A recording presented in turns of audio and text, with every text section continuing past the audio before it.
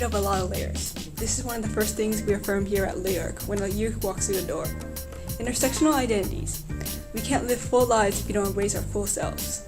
While we have struggles with our multiple identities, we see them as strengths that allow us to connect to multiple communities and movements. We spend a lot of time diving deep into each layer of our experiences in San Francisco. This summer, we peeled back one more layer of growing up in our city by the bay, environmental justice. First, we explored San Francisco's eastern watersheds, from the headwaters to the mouth of the creeks. Through the hills of San Francisco, we weaved and climbed our way through places we had heard of or seen from a distance, but had never been to, even though many of us have lived here all our lives. Who knew that an abundance of native plants with medical and food use could be found in these hidden nooks of SF, like yerba buena, that our abuelas would buy at Mission Grocery for tea. That's a creek down there? Where? We asked.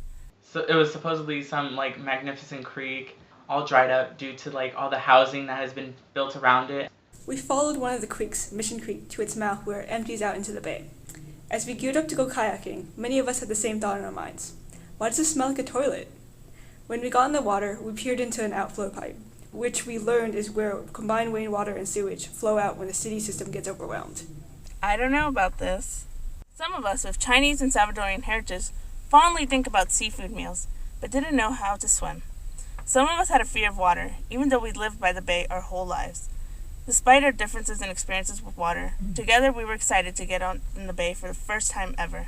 A time to relax, get in some friendly water fights, and get away from the city for a Saturday afternoon with our queer chosen family.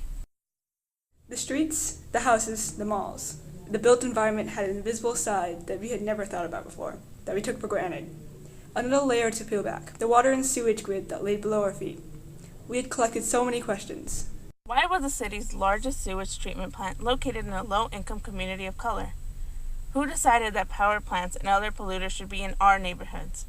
Why didn't we have a positive connection or relationship to our bay waterfront? And most immediately, why did Mission Creek smell like a toilet? We learned that we could direct our questions to one of the major decision makers, the San Francisco Public Utilities Commission, who sends us our monthly water bill. We learned from the PUC about the technologies for water and energy efficiency in their brand new headquarters in their multi-billion-dollar 20-year plan to improve the sewage system.